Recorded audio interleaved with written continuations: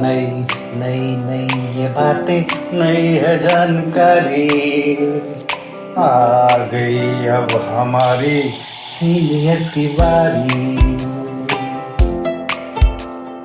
नई नई नई ये बातें नई है जानकारी आ गई अब हमारी सीनियर्स की बारी। इनके अनुभव से अपनी बदली दुनिया सारी, इनके अनुभव से अपनी बदली दुनिया सारी।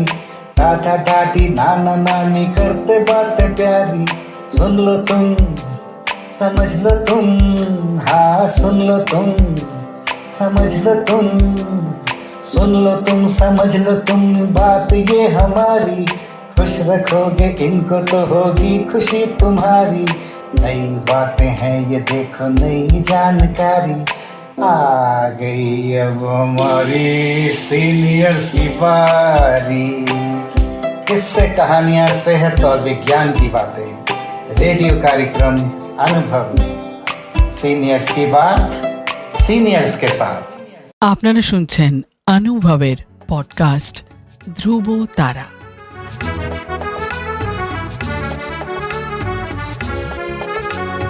তোমার আমার অনুভবের জীবনের ধ্রুব তারা, ধ্রুব তারা, ধ্রুব তারা, ধ্রুব তারা।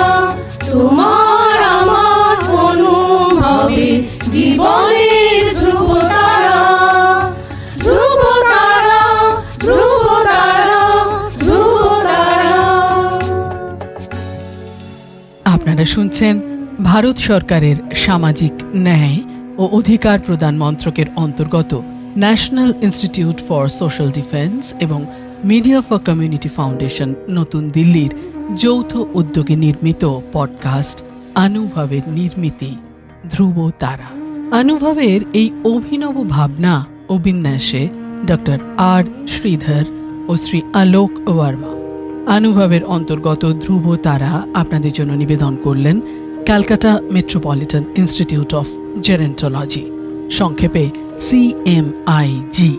আপনাদের আরও বলে রাখি, প্রবীণ নাগরিকদের যে কোনো সমস্যা, যেমন ডাক্তারের প্রয়োজন, হাসপাতাল, বৃদ্ধাশ্রম, প্রবীণদের নিয়ে কর্মরত সংস্থা, আইনি সহায়তা, আবেগজনিত যে কোনো সমস্যা হলে অথবা প্রবীণদের উপরে যে কোনো রকমের অপমান কিংবা অত্যাচার, নিগ্রহ অথবা গৃহহারা প্রবীণদের সব রকমের সহায়তার জন্য জাতীয় শুল্কমুক্ত নম্বর 145667।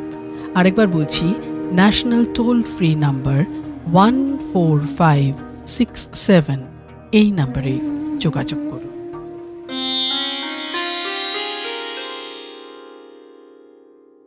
नमस्कार, अभी आपके साथ उपस्थित हूँ मैं अनिर्बान गोस्वामी। आज मैं आप लोगों के साथ शेयर करने जा रहा हूँ एक बहुत ही अनोखा कॉन्सेप्ट जिसका नाम है इंटरजेनरेशनल बॉन्डिंग। जिस लोगों को इस कॉन्सेप्ट के बारे में पता है उन लोगों को आज का ये टॉपिक बहुत ही इंटरेस्टिंग लगेगा, और जिन लोगों को बिल्कुल भी नहीं पता उनको भी इस कॉन्सेप्ट के बारे में जानकर बहुत सारा नॉलेज, बहुत सारा ज्ञान आपको प्राप्त होगा इस न्यू कॉन्सेप्ट के बारे में। तो बने रहिए हमारे साथ। अभी मैं शुरू करने जा रहा हूँ आज का टॉपिक इंटरजेनरेशनल बॉन्डिंग। भारतवर्ष में जो सभ्यता है उस सभ्यता का बहुत सारे जो विशेषायतें है, उन विशेषायतों में एक बहुत सारा इम्पोर्टेंट कॉन्सेप्ट है पारिवारिक जोड़। जो पारिवारिक जोड़ या संबंध हम लोग देखते हैं भारत में, वो एक परंपरा की तरह उसका पालन हम लोग करते हैं। भारत के अंदर जॉइंट फैमिली सिर्फ एक टर्म नहीं है, बल्कि एक लॉन्ग स्टैंडिंग ट्रेडिशन है, जिसका सबसे 3 बड़ा उपादान ये है: integrity, loyalty and unity. Bharatvarsh में फैमिली या जो परिवार है उसका जो भूमिका है वो समझना इतना आसान भी नहीं है।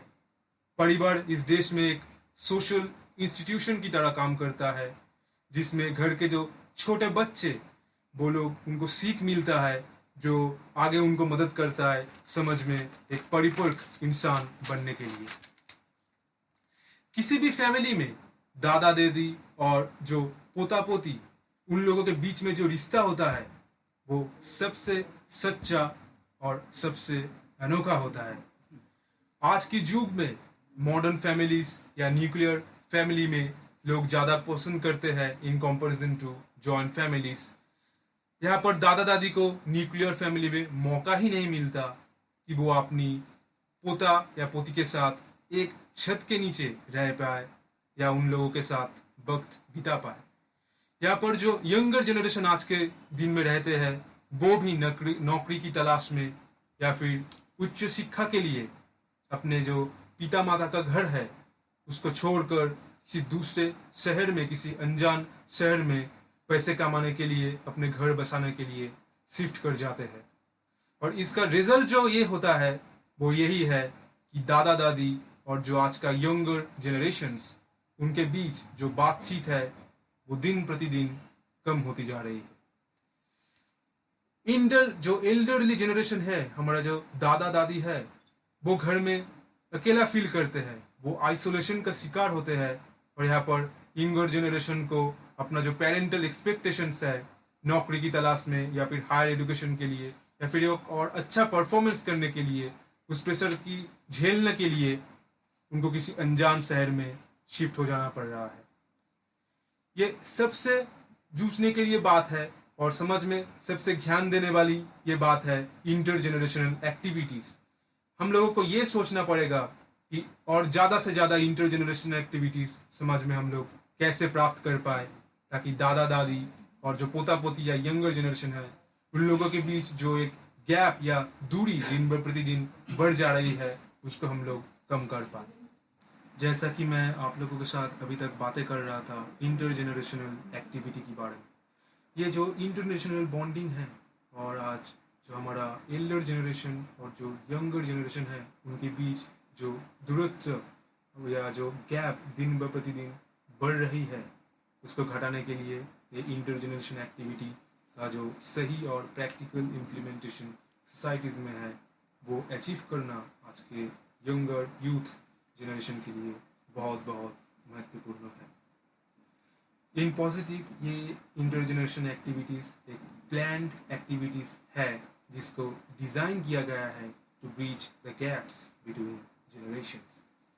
ये एक ऐसा अप्रोच है जो हमें प्रोवाइड करता है बहुत सारे नए तरीके, बहुत सारे इश्यूज़ के साथ मुकाबला करने के लिए, वैसे कि health, learning, skills exchange, community safety, cultural activity etcetera.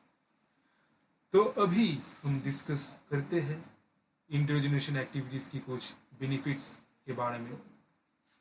ये एक अपॉर्चुनिटी प्रोवाइड करता है समाज में to learn and exchange experiences, knowledge, cultural tradition, skills etcetera. ये कम्युनिटी इन्वॉल्वमेंट को इनकरेज करता है और सोशल इंक्लूजन को प्रमोट करता है। ये प्रमोट करता है दोनों जनरेशन्स के बीच में एक म्यूचुअल रिस्पेक्ट एंड अंडरस्टैंडिंग समाज में हर एक आदमी के बीच from different generations and backgrounds, और कम्युनिटीज को स्ट्रेंथ करने में भी एक महत्वपूर्ण भूमिका पालन करता है। अब ये सब तो गई इंटरजेनरेशनल एक्टिविटीज के कुछ सुविधाओं के बारे में जो हम समाज में प्राप्त कर सकते हैं। अब हम लोग इसके बारे में डिस्कस करेंगे कि ये जो इंटरजेनरेशन एक्टिविटीज का जो प्रॉपर प्रैक्टिकल इम्प्लीमेंटेशन है वो हम लोग समाज में कैसे अरेंज कर पाए।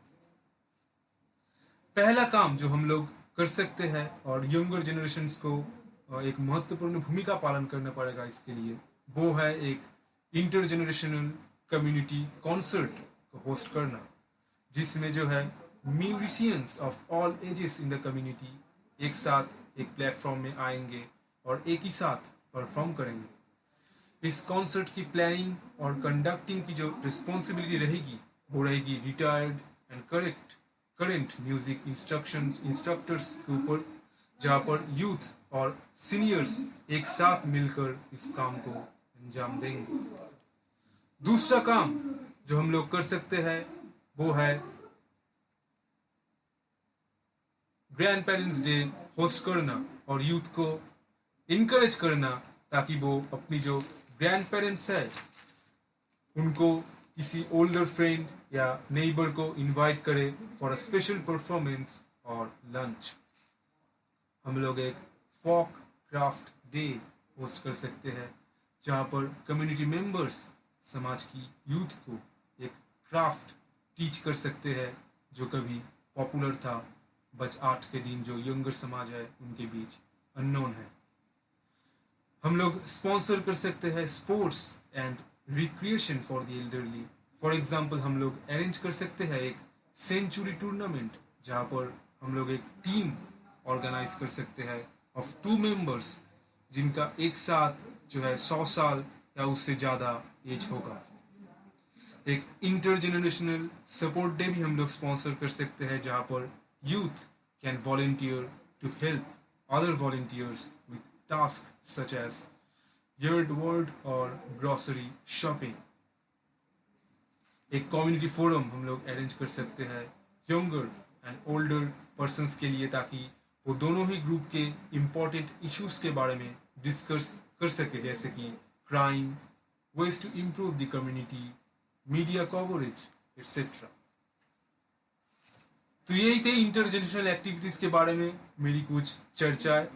मुझे लगेगा कि आप लोगों को सबको इसके बारे में पसंद आया, तो ऐसे ही हमारे साथ बने रहिए। आपके साथ अभी तक था मैं अनिर्बान गोस्वामी। शुक्रिया। আপনাদের জানিয়ে রাখি, প্রবীণ নাগরিকদের যে কোনো সমস্যা, যেমন ডাক্তারের প্রয়োজন, হাসপাতাল, বৃদ্ধাশ্রম, প্রবীণদের নিয়ে কর্মরত সংস্থা, আইনি সহায়তা, আবেগজনিত যে কোনো সমস্যা হলে অথবা প্রবীণদের ওপর যে কোনো রকমের অপমান, অত্যাচার, নিগ্রহ অথবা গৃহহারা প্রবীণদের সব রকমের সহায়তার জন্য জাতীয় শুল্কমুক্ত নম্বর 145667। আরেকবার বলি, ন্যাশনাল টোল ফ্রি নাম্বার 14567, এই নম্বরে যোগাযোগ করুন। সমগ্র অনুষ্ঠানটি আপনাদের কাছে নিবেদন করলেন ধ্রুব তারা। অনুভবের অন্তর্গত ধ্রুব তারা একটি CMIG প্রয়াস।